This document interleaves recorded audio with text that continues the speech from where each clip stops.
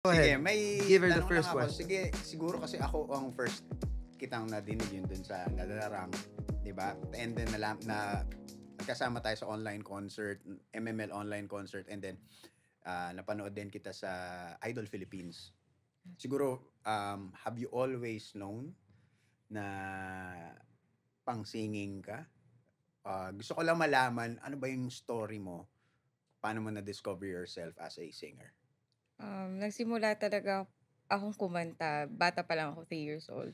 Sabi ng mga tita ko na yung mama ko kasi wala sa tono. Wala talaga, hindi talaga Shoutout to musically mami, ha? inclined. Shoutout to mami. Shoutout sa Talagang nanay ko. pinahiya na si mami.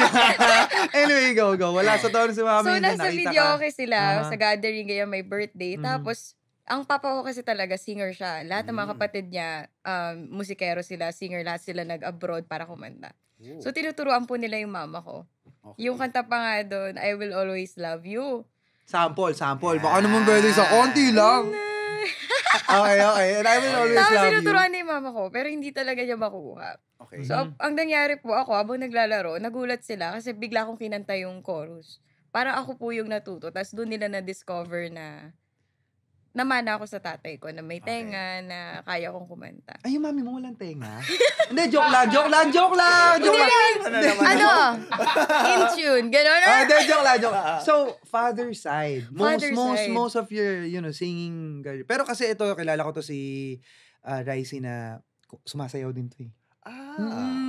Para, kumbaga, kung sasabihin ko, ano to? Sa Itbulaga? Kilani ng ano to? Kilani ng ng Pilipinas. So, I would say, babaeng Chris Brown. So, ganun yung, kasi mahirap yun kung kakanta ta sumasayaw. True. Kasi, hinihingan ka Diba? nun eh. Oo. So, nakuha mo pala sa father side mo yung pagkanta. Ano yung hindi mo makakalimutang moment dun sa, kunyari nakita, syempre 3 years old ka pala, hindi mo pa maiisip na ganito pala yung pinagawa nila sa akin nung nakinanta ko yung chorus ng I Will Always Love You. But nung nagkakaisip ka na, ano yung hindi mo makakalimutan na, I don't know, sinabi ba ng daddy mo sa'yo or mommy mo na Siguro about your music?